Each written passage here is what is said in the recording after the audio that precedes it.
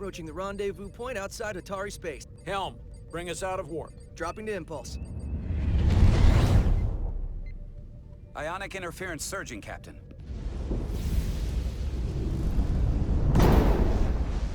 Shield integrity holding. We can take it. We are at the correct coordinates to meet the shuttle. Commander Rydek, find us our diplomat, if you will. Aye, Captain. Let's reduce the noise. Filter out environmental signals. I can manually tune what's left for Federation signal types.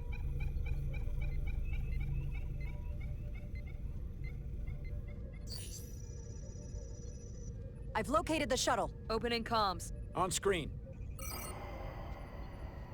Shuttle to Resolute. Shuttle to Resolute. Debris field. Lost maneuvering. Losing. I can't get it any clearer. Won't get a transporter lock. It's just not happening. Power up the tractor beam. We'll pull them directly into the docking bay.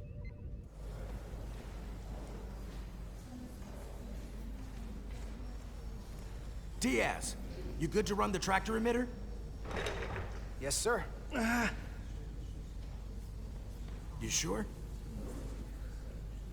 I'm sure.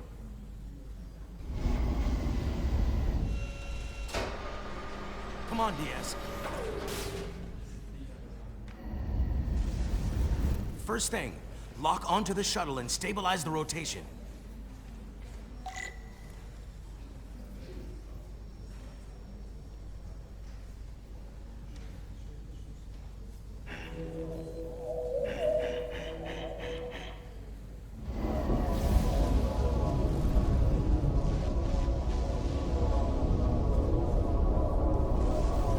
We're pulling in debris. I'm on it.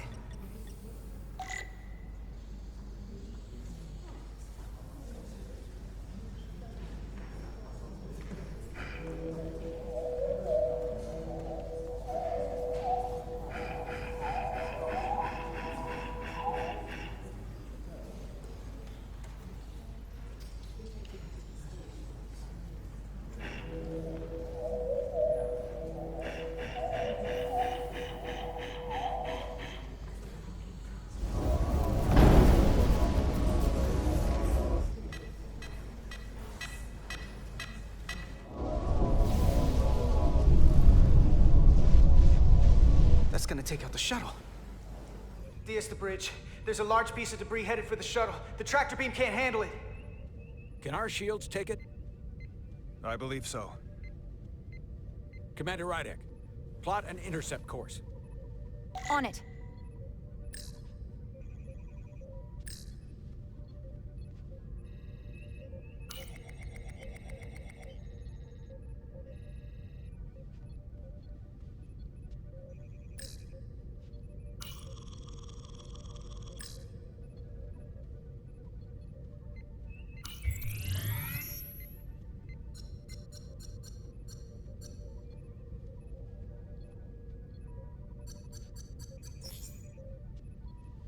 Here we go. Maneuvering thrusters bearing 53 Mark 17, 200 meters on an intercept course. Maneuvering.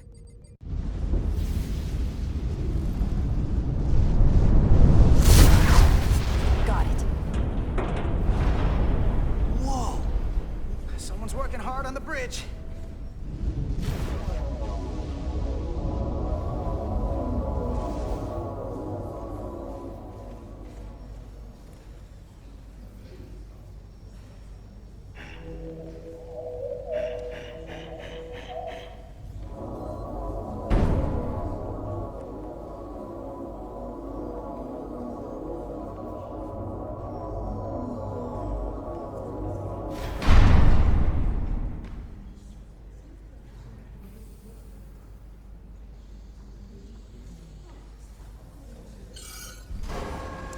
The shuttlecraft on board. Good job. We're on our way down to meet them.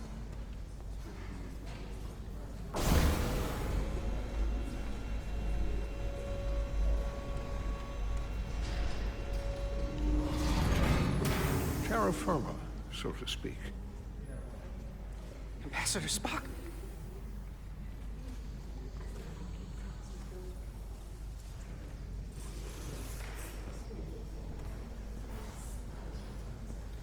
The captain will be right down to meet you, sir.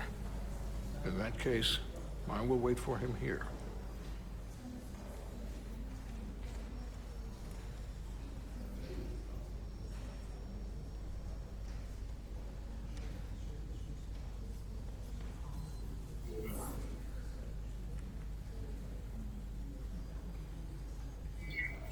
Apologies for the landing, Ambassador.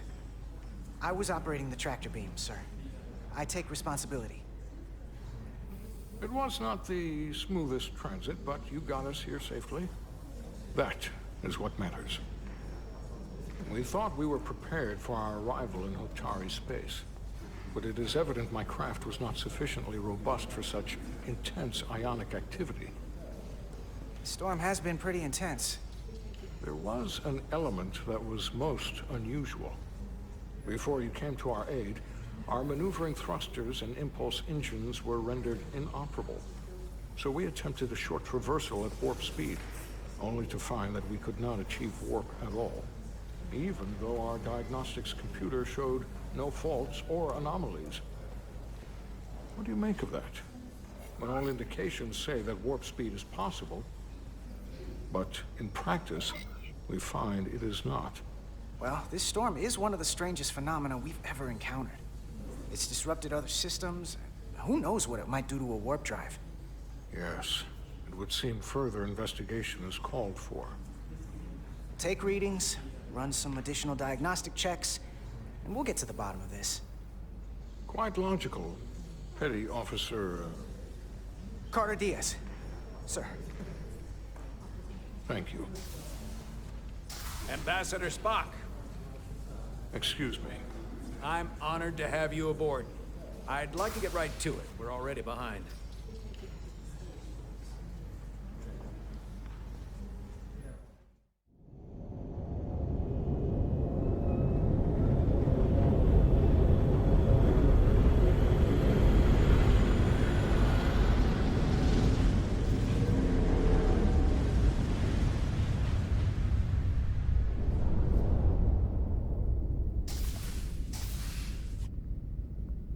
Ambassador Spock, my senior staff.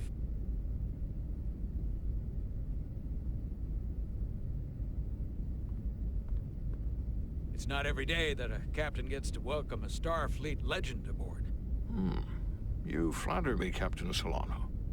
But legend implies the past tense, whereas I am very much focused on our present circumstances. I didn't mean to suggest you were stuck in the past. You're right, Ambassador. Not the most diplomatic choice of words. Your experience comes from the past. But our present situation calls for it. True enough.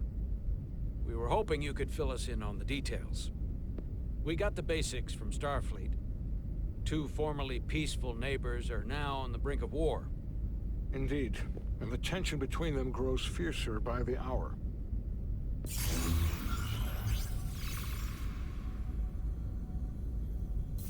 Lydia and Hotari.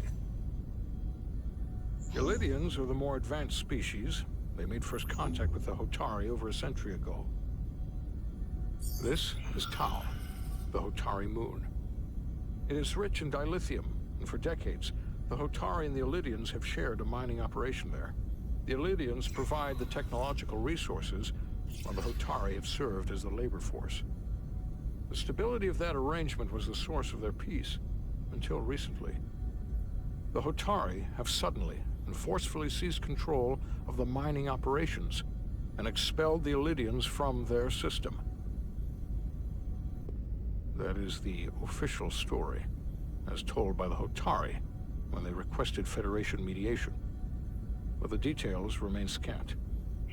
Communications between all parties have been limited by the ionic interference. Have the Elydians retaliated against the Hotari? Or taken any action against them? Surprisingly, they have not yet responded in kind. They were open to a Federation presence. But it is unlikely the relatively primitive Hotari forces would stand a chance against the Elydian fleet in open war. Left unchecked, this conflict will result in more bloodshed. which is what we are here to prevent. And the dilithium trade hangs in the balance. Clearly, the Hotari have been exploited in this relationship. Maybe we can persuade them peace is the more profitable alternative for everyone. They both profited from the mines. And for the Hotari, something is better than nothing. Peace is our objective, after all. That is correct. We can call it profitable or mutually beneficial, but at the end of the day, the Hotari are still being exploited for their own resources. True peace is not merely the absence of war. And as such, this conflict will surely come again. Neither the Elydians or the Hotari are members of the Federation, so we can't make them do anything. There is an additional complicating factor I should mention. In the past, the Federation has relied on the Elydians as a source of dilithium. That certainly changes things. The Federation sources its dilithium from a lot of places. Yeah, and this is one of them. That means the Hotari have no reason to trust us. I wouldn't go that far, Commander. We are completely neutral in this matter, on neither one side nor the other. Any suggestion otherwise would compromise our position. Given the Federation's involvement in the Elydium dilithium trade, Captain Solano and I must make every effort to appear neutral in these negotiations. What worries me is if this whole thing unravels, and we're at the mercy of the storm at less than full strength. We can't let it come to that. Considering what the Ion Storm has done to our ship, and the Ambassador's shuttle, we have to assume the Elydian fleet has had problems with it as well. This recent surge in the energy disturbance temporarily levels the playing field. Commander Westbrook is correct. The energy anomalies around the Hotari systems have been noted in the past. If it's keeping the two sides talking instead of shooting at each other, that actually helps us negotiate a peace. And we'll take advantage of that as long as it works in our favor. And when it doesn't? All the more reason to learn as much about it as we can while we are here. We do not want to be caught unprepared, should the energy anomaly continue to fluctuate. So I trust we understand our circumstances. We're operating on a strict timetable here, and we're going to be leaving for the negotiations shortly. Commander Westbrook, I want you to leverage our systems to investigate the anomaly from here while we're gone. Aye, Captain. Thank you all. Dismissed. I want to speak to both of you privately.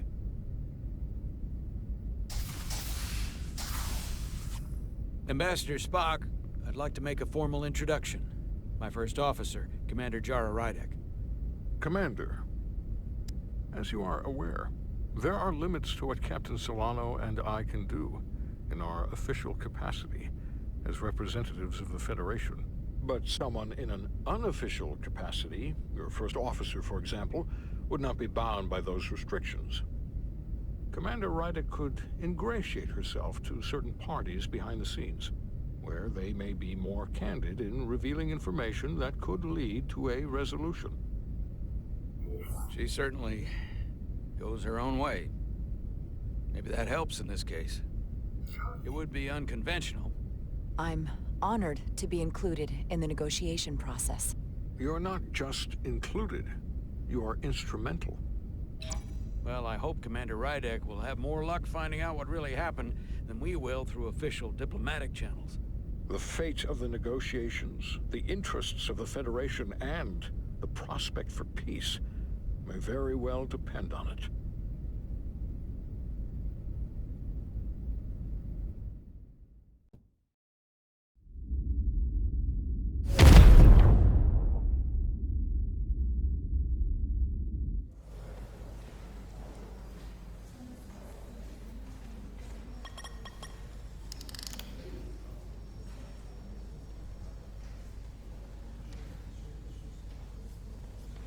Mr. Diaz, I understand you have already discussed the warp drive failure with Ambassador Spock? I have. It is imperative that the Ambassador's shuttle be flight ready. I need you both to ascertain the root cause of the system failures he encountered. I'm surprised, Commander. I thought you would have wanted to work on Ambassador Spock's shuttle yourself. I respect the Ambassador and his many accomplishments. But I do not derive any satisfaction from interacting with his shuttle as if it were somehow transubstantiated through its association with him. Especially when I have the entirety of this starship to concern myself with. The ambassador asked me to take a look, and I'm ready to crack this thing open. Good. You could learn from Mr. Diaz's focus. I'll take notes. Then I will leave you to it. Make note of any abnormalities in your report. Carry on. It seems like he's warming up to us. Yeah. Even Chovok has to look at that face and know you've earned some real respect. And I have to admit that I owe you one. You were right to make me go first. I don't know what I was thinking. You've pulled me out of trouble how many times? Call it even. Okay. At the very least, maybe I can track down that bottle of Saurian brandy you're still on the hook for. But first, we have work to do.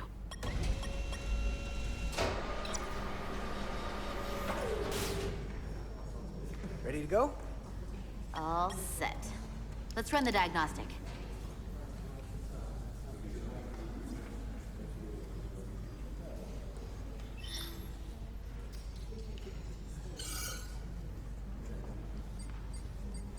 So, I know about your talk with Miranda.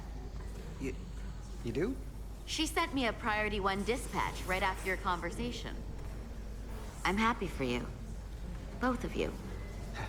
Thanks. But I'm only going to tell you this once. Don't screw this up. Because I would be very unhappy if you tried this out and then, I don't know, 6 weeks or 6 days later, I have to start splitting holidays between the two of you.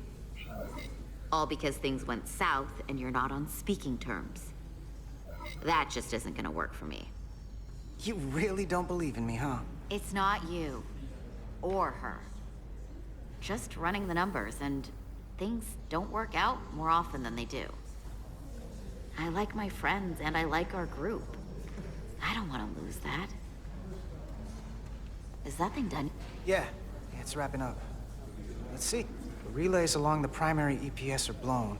The backup relays are all intact. An EPS overload from the warp drive could cause that. But how did the shuttle end up dead in the water? Huh. Well, maybe the ship's data recorder can tell us something.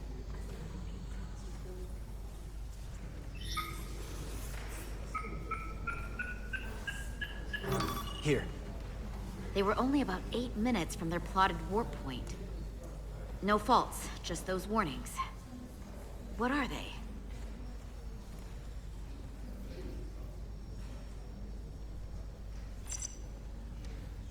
Subspace variance out of tolerance. What does that mean? It means the main navigation array lost sight of space somehow. Will the array going offline cause that? Yes, but it should have also thrown a fault code.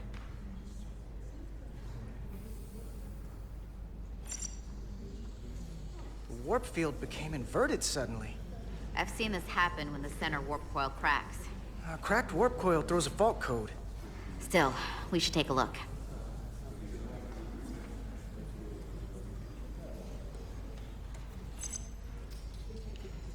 There was a complete warp cascade failure. Wow. They're lucky the shuttle didn't turn inside out. Makes me think the computer panicked on the warp field equation. Any one of these failures should have thrown a fault. If it was caused by a system failure. None of this caused the relays to blow. Roll forward to when that happened. Yes, ma'am. So here, they take a moment to get their bearings and they attempt to re-engage the warp drive. There. That's the relays blowing.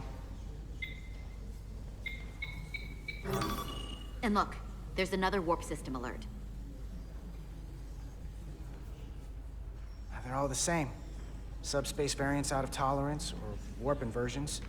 Finally, there's a complete warp cascade failure. Then it's one of two things. Either a warp coil is cracked, or the navigation array is offline. That makes sense. Divide and conquer. You want to check the warp coils or the navigation array? I'll check the other. Let's not overcomplicate this. One of these systems is likely broken. I'll check the nacelles for a cracked coil.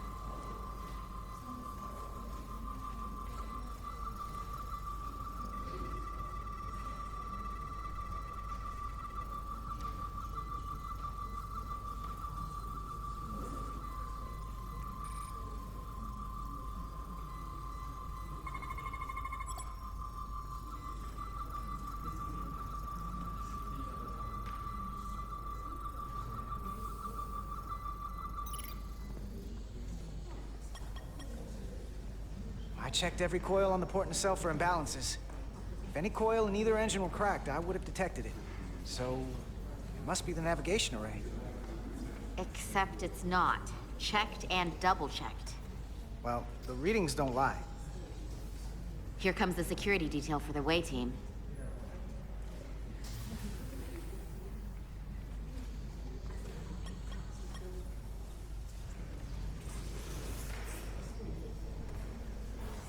Hey. I'm not here. We're escorting the negotiating team to the surface as soon as they come down from the bridge. I don't want to interrupt some important work. I was just hoping to see you before I go. The captain and the others will be here any minute now. Should be an interesting ride down to the surface. You're the one with the important job to do. Keeping the captain safe. And Ambassador Spock. It doesn't always feel that way. Baking in the hot sun, standing guard next to an empty shuttlecraft. But it has its moments. Hey, Maris. Aren't these those button pushers you're always hanging out with? And you're the phaser jockeys we always beat in Parisi squares, right? All aboard for Hotari. That another one of the captain's railroad things? Gotta be. I just usually zone out by the time he gets to the whole, steam engines were the warp drives of their day part. Catch y'all later. You don't want to miss your train. I do have to go.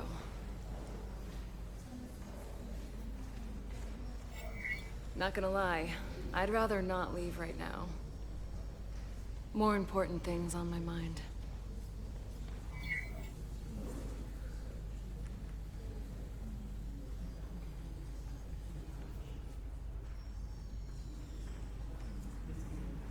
That was nice.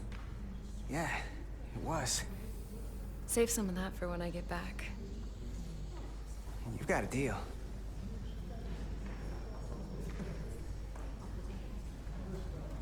Be seeing you.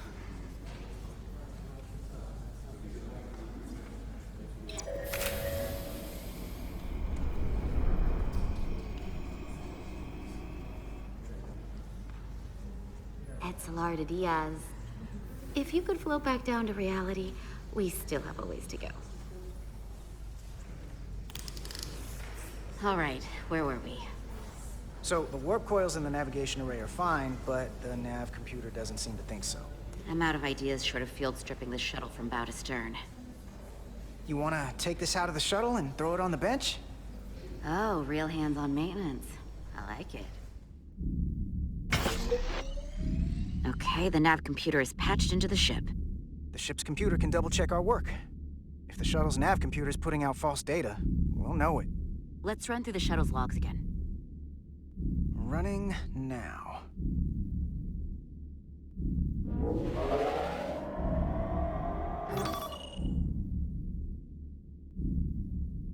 Same. Warp field inversion and a cascade failure. However, the Resolute computer doesn't show the same subspace variance. We're in the same conditions that the shuttle was in when it failed. Why wouldn't the ship's computer get a matching result? What if the subspace variance was a momentary occurrence? That's a possibility, and it would explain why the simulation under our current sensor readings failed to reproduce the issue. But a subspace anomaly strong enough to cause a warp field collapse would leave graviton ripples for days. Let's run with the momentary subspace variance theory for now. Roll forward to the shuttle's attempt to re-engage the warp drive. We need the conditions of space around the shuttle at the moment of warp failure. Resuming simulation.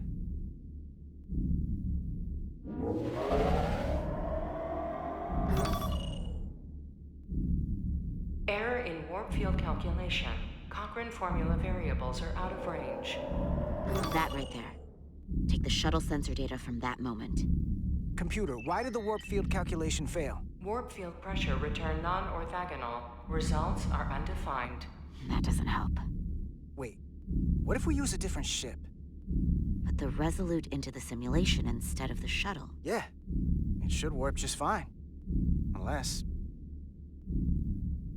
Computer, run the simulation with the Resolute. Resolute simulated. Computer, give me manual control on the warp power. Static field intensity, warp 1.1. 1.2. 3. Warp pressure is destabilizing. Error in warp field calculation. The warp drive has experienced a system-wide cascade failure. Warp field collapsed. Subspace variance is out of tolerance. Cochrane formula results are undefined. Bingo. What-o? The same moment when the shuttle failed to warp, so did the ship. Whatever happened to the shuttle just happened to us. The Resolute will not sustain warp. We can't leave Hotari space.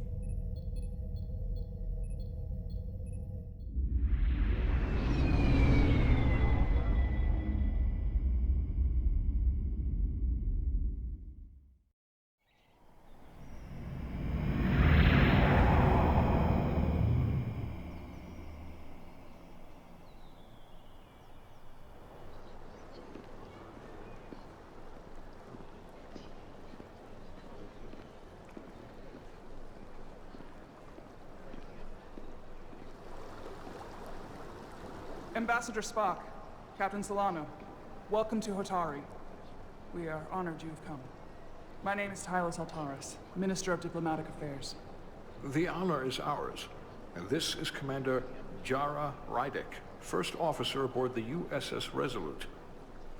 You'll find she has a keen mind and unique insight into the dynamics between the Hotari and the Illydians.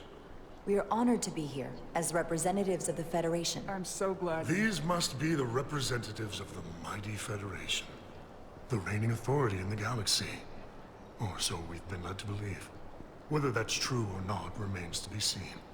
But, either way, we're grateful you've made the time to come to our little corner of the universe. And you are? This is Galvin, and this is Citron, the heroes of the revolt in the mines.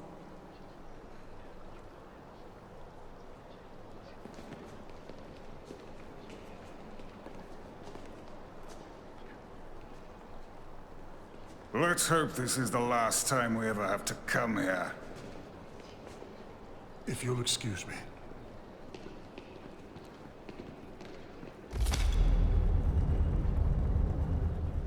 I think we're about to begin. Did you hear the arrogance from that guy? I don't know what we're walking into here, but that guy was something. Something about his tone tells me this won't be easy. That was my sense as well. I doubt he speaks for all of Hotari, so I would urge patience until we speak with their queen.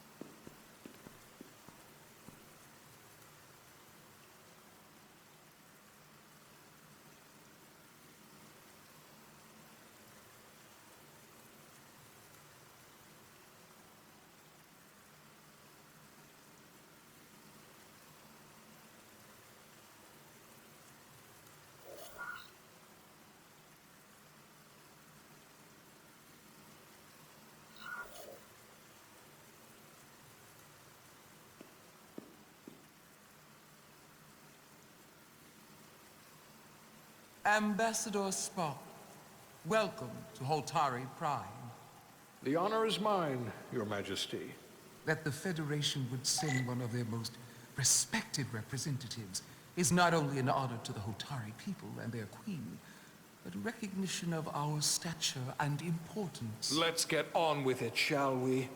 With all due respect to the Federation and their ambassador, they have no authority here. We are not members of their alliance. We are not subject to their rule, nor yours. We demand the immediate return of all mining operations to Illydian control, as it has been for centuries and will be for centuries more. That has always been our understanding. That understanding has changed. Then you invite war! And if you cannot remain silent, you will be silenced. But his point is well taken. What is the Federation's interest in this matter? Perhaps you would have us trade one oppressor for another? The Federation remains neutral. Our only interest is the peaceful resolution of this conflict. We are here at your request, Your Majesty. For now.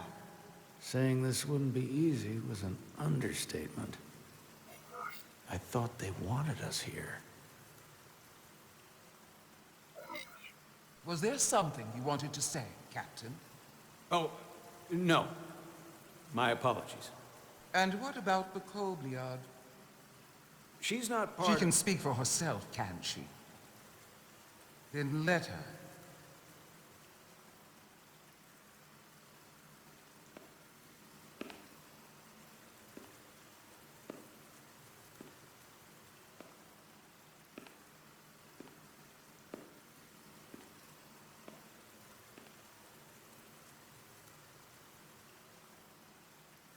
Now then, one should know their place.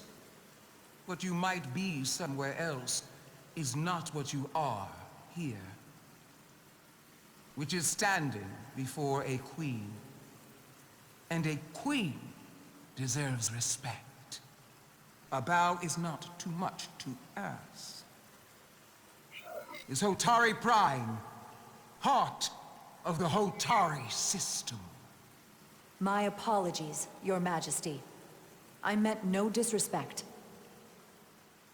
Better. You are Kobliad. Your people suffered brutal treatment at the hands of the Cardassians.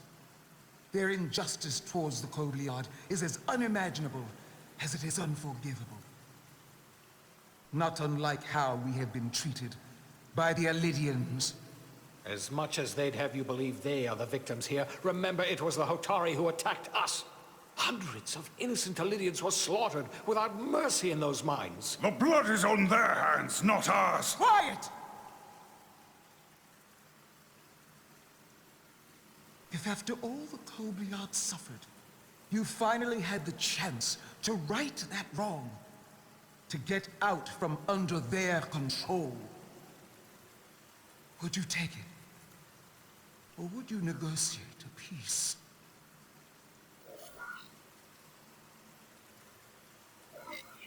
There is no remedy for what the Kobliad suffered. And I fear who we might have become in pursuit of it. There is no justice if the oppressed become the oppressor. So I would willingly accept a peaceful resolution if it were offered. That is the real opportunity. You may be right. Unfortunately, that was not the case, was it? No, it was not. Peace is often elusive to those who need it most. The Federation is the most powerful, most advanced alliance in the galaxy. It's widely known we have an abundance of dilithium in our mines. And it's in your interest to secure a steady supply. Your Majesty, if I may. Ambassador Spock would have us believe you're here as a neutral party in the interest of peace. So why are you really here? I want the truth, not your Federation rhetoric. As Ambassador Spock has said, we've come seeking a peaceful resolution to this conflict, and have no interest in your dilithium. I'm not nearly as naive as you must think. The Federation has done business with the Alidians for decades, which makes me question your motives. What they haven't said, but cannot deny, is a simple truth. The dilithium trade would not and will no longer exist without Alidian involvement. We created it for the benefit of everyone, especially the Hotari. We've given them warp technology. We've let them share in the profits. We've made their lives infinitely better than before dilithium was discovered. All of that goes away if the Federation turns a blind eye to their treachery. That is enough of your lies! The Hotari are quite capable of running the mines. We've done so for centuries.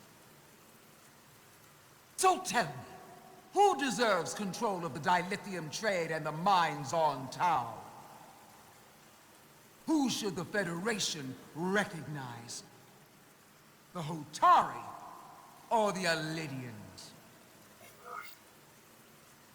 can only be one or the other, not both. If I have to choose only one, then it would have to be the Hotari. Well said. How could the just and wise Federation make any other choice? This is an outrage. The Federation has lost all credibility. The mines are ours. Lydia will not be deterred. We will take back our mines by any means necessary. And you will see more blood spilled. I am more than willing to address your concerns, Your Majesty. Yours as well, Representative.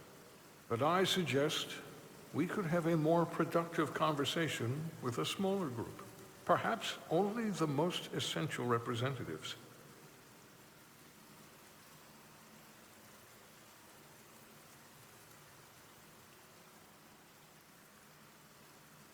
I suppose there is some sense to that.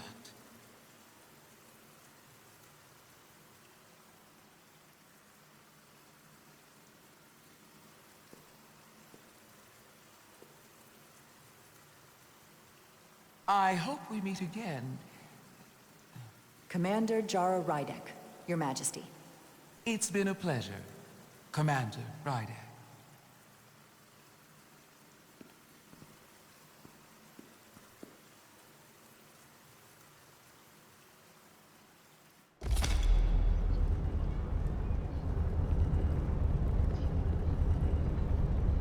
Spock and I will cover everything on the diplomatic front. You make nice with the locals and see if you can get some answers. We need to find out why the Hotari are so willing to risk war. What happened in those mines?